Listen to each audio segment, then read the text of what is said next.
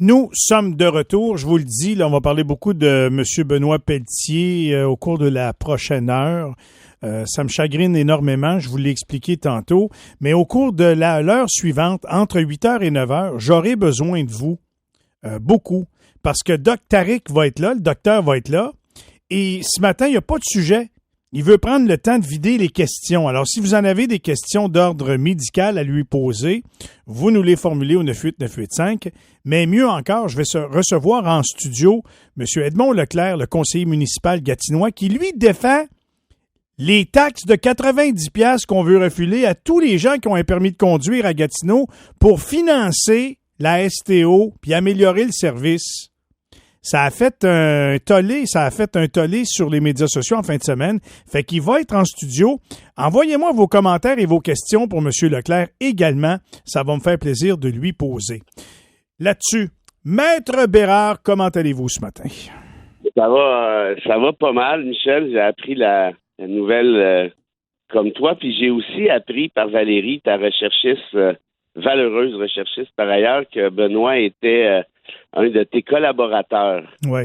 Oui, ben écoute, je vais te dire ça de même. Je suis attristé de te dire ça de même, Fred, mais on avait quelques personnes qui tournaient autour de notre équipe qu'on pouvait toujours appeler.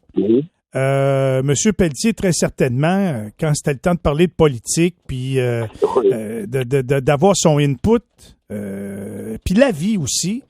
Puis un autre qui nous a quittés aussi cette année, ça fait 2 dans le temps de le dire, Vincent Charon, qui est un spécialiste de l'aviation, qui s'est tué à bord de son avion il n'y a pas si longtemps, puis j'ai pas encore entendu les conclusions du Bureau de sécurité dans les transports. Fait que, honnêtement, hier, ça m'a pas mal ébranlé. Bon, t'es honnête avec toi, là, ça m'a pas mal shaké. Je comprends donc. Surtout l'accident d'avion, si je me souviens bien, Valérie l'a vu passer, et elle avait eu comme le feeling. Ben oui. C'est incroyable. C'est moi qui lui avais dit. J'ai dit, t'as-tu vu son dernier post Facebook? Il se posait hier avec son appareil en début de soirée. Fait que, tu sais, je me demandais si, coudonc, il est arrivé quelque chose, puis bel et bien, il est arrivé quelque chose, c'est triste. Toi, Benoît Pelletier, t'as dû le connaître? T'as dû l'avoir croisé, M. Pelletier? Oui, à plusieurs reprises. On avait écrit un livre ensemble en 2007, je pense. On n'était pas tout seul, là. C'était un collectif. Là. On était une couple d'auteurs. Puis on s'était réunis une couple de fois. Puis moi, c'était peut-être la première fois que je le rencontrais, si je fais pas erreur. Et puis, tu sais, quand tu regardes les témoignages à gauche, à droite, depuis hier, c'est vrai, là. Tu sais, là, tu l'as connu, là. C'était un gars qui était tellement fin. C'en était spécial. Il faisait de la politique pendant ce temps-là. Il était ministre au moment où on avait écrit le truc. Puis il y a des politiciens qui sonnent un peu, tu sais, là, qui sonnent un peu phony, faussement gentils, faussement intéressés, tu sais, qui en beurrent un peu, des fois beaucoup, puis tu le sens, là. Il y a d'autres politiciens qui sont bêtes, puis bon, tu dis, au moins lui, il assume. Mais Pelletier, lui, c'était pas ça. Pelletier, il était vraiment fin, au sens fort du terme. Et c'est pour ça que c'était un aussi bon prof à l'Université d'Ottawa, parce que les étudiants, même les étudiants de première année, pouvaient comprendre ce qu'il essayait de leur enseigner parce qu'il prenait le temps de le faire. Il avait une petite voix assez douce, assez calme, et tu vois, il coachait, puis ça lui faisait tellement plaisir de pouvoir transmettre ses connaissances, parce que c'est quand ces jeunes-là rentrent à la fac, habituellement, ils ont 19-20 ans, là, ils sortent du cégep, pas tous, il y en a qui ont d'autres bacs, mais la plupart sortent du cégep, ils sont jeunes longtemps, là. C'est intimidant, là, une fac, une université, puis là, tu as un prof qui t'enseigne du droit constitutionnel que tu connais pas ça du tout.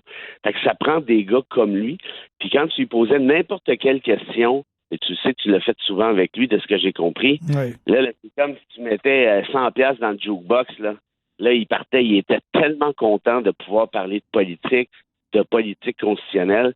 Et une petite anecdote, pour te démontrer à quel point il était fin, on avait, tu sais, des fois dans la vie, on n'est pas toujours du même côté, là. On avait eu un gros dossier ensemble, mais un contre l'autre. Hein? Lui était, ouais. C'est en 2021 peut-être, 22-21. Puis lui, il était du côté du gouvernement comme expert. Puis moi, j'étais un des avocats plaideurs de l'autre bord. Ben, voyons donc. Ben oui. Oui. Puis, écoute bien ça, là. T'sais. Moi, là, je lis son rapport avant, son rapport d'expertise. C'est comme ça que ça marche. Puis moi, je le connais, tu sais, Benoît, là, on avait écrit ensemble, je sais ce qu'il pense surtout. Puis, tu sais, on est tous comme ça, là. On a des valeurs, on a des convictions, puis parfois, on étire l'élastique d'un bord, puis parfois, moi, je le tire de tel bord, lui, le tire de tel autre, toi, tu le tirerais de tel autre. Puis c'est correct, là, ça fait partie de la game, puis on a besoin de ça, là, cette dialectique-là, où chacun a ses convictions, essaie de tirer son bord de la couverte. Fait que, moi, je lis son rapport, je dis, OK, ça, c'est du Pelletier tout craché, puis c'était bon, le Pelletier, c'était vraiment un gars brillant, là, c'était pas un nono, ce gars-là, là. Puis sur certaines affaires, je dis, OK, ouais, là, il tire la couverte pas mal fort, fait que pendant son contre-interrogatoire, qu'on avait préparé, évidemment, écoute, tu sais, ça brasse dans ces affaires-là, là, c'est très, très poli, là, c'est solennel, on est devant un juge, là, il n'y a pas d'insulte là-dedans, rien de ça, là, c'est très, même, je te dirais, très semi-cordial, disons ça comme ça, mais ça brasse dans le sens où faut que tu gagnes ta cause, là, fait que tu essaies de démontrer que ce qui est écrit là-dedans, c'est pas la route pour convaincre le juge, et ainsi de suite. Fait que bref, ça a été de mémoire un gros après-midi, là, où il y en a eu pas mal pour son argent, puis tu sais, il se tenait debout, puis il faisait ce qu'il avait à faire, mais il était tanné, là. Il était pas mal. On avait pas mal son voyage. Puis je le comprends parce qu'on était fatigué un peu. Puis à la fin, quand tout ça se termine, monsieur le juge, Monsieur Pelletier, la Cour vous remercie. Et là, tu sais, n'importe qui aurait fait merci, monsieur le juge, t'envoies un salut en regardant l'autre, puis tu sacs ton camp. Lui, il dit, monsieur le juge, c'est moi qui tiens à vous remercier. J'ai vraiment trouvé l'expérience agréable. Puis j'aimerais remercier mes confrères. Puis là, ils nous regardent, mais Bérard, hein. Merci. Je vous souhaite à tous et chacun une excellente fin de journée. Et tabarouette, ça voulait tout dire, hein? Mon chum qui est à côté de moi, il dit donc, il nous niaise-tu, là? Je dis, non, il est comme ça, là. Il est fin de même. Il dit, wow! J'ai jamais vu ça dans ma vie en cours.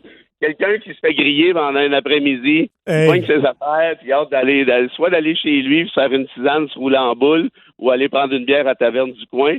Mais lui, Benoît, c'est comme s'il voulait rester avec nous autres. Ça a été très agréable. On a jasé, c'était le fun. Bref, je te dirais qu'on perd un drôle de, et je dis dans le très, très bon sens du terme, là, un drôle de personnage qui était lénifiant, tu te souviens de ce terme, qui était calmant, parce que même si tu n'étais pas d'accord avec lui, tu pouvais pas le pogner en grippe, ce gars-là.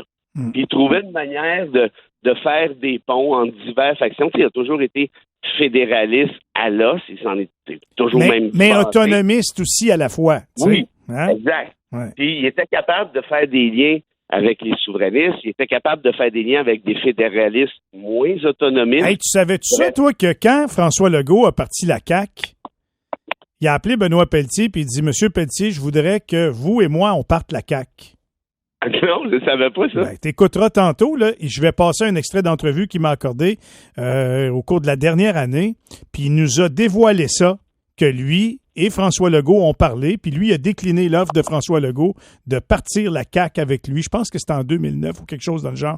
Oui. Tu vois, écoute, je suis pas surpris du tout, parce que la posture de Pelletier, c'était là une posture qui ressemblait un peu à la banque, en plus structurée, là, je te dirais, là, mais un peu l'idée de la CAQ, c'était quand même un peu ça. Et d'ailleurs, Pelletier a eu plusieurs mandats du gouvernement Legault comme témoin expert, notamment là, dans le dossier que je te parlais. Mm-hmm. Fait que, écoute, c'est une lourde perte, surtout pour nous ici dans la région, là, tellement connu. Il a été le ministre qui nous représentait, évidemment, à Québec. Puis je vais en parler tantôt avec l'ex-premier ministre Jean Charest. Mais je veux que tu m'expliques quelque chose, là. Lui, c'est un docteur en droit constitutionnel, ce que tu es toi aussi, hein, c'est ça? Exact, oui, c'est ça. Il a fait... puis Benoît était plus vieux que moi, là, si j'ai bien calculé, il est né en 60. Lui, il est décédé à 64 ans. C'est ça, donc il est né en 60, ni plus ni moins. Puis je te dis, pourquoi je te raconte ça, c'est que lui a fait partie de la première batch, ni plus ni moins, d'avocats qui sont allés chercher, je me souviens pas s'il était avocat comme tel, je pense que oui. Mais qui sont allés chercher un doctorat en droit constitutionnel. C'était rare, ça. C'est encore quand même pas mal rare aujourd'hui. Là, on n'est pas des tonnes, là, on est une couple de poignées de main peut-être. Là. Mais dans le temps, il faudrait valider, là. Mais moi, je serais prêt à gager qu'il était parmi les premiers, là, parce que tu vois, s'il est né en 60, disons qu'il l'a eu à 30 ans, fin des années 80, il y en avait vraiment, vraiment pas beaucoup.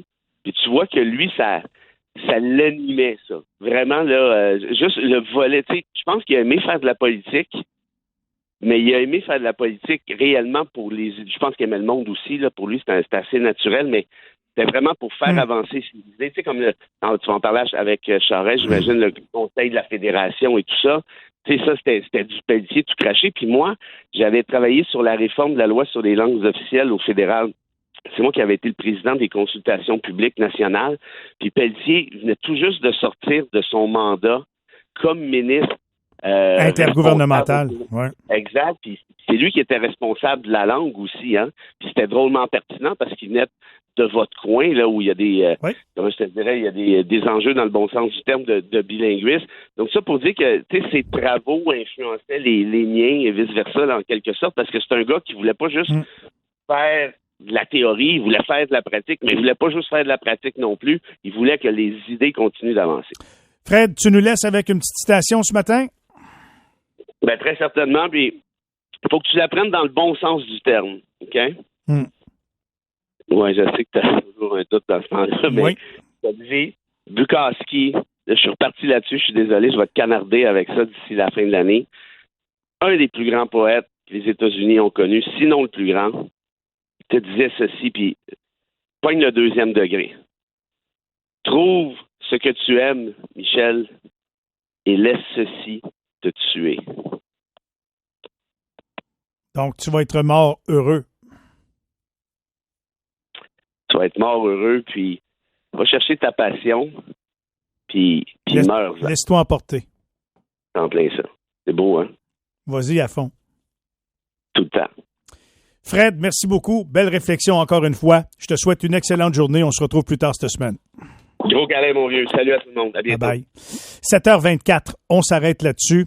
Restez là. L'ex-premier ministre du Québec, M. Jean Charest, au retour.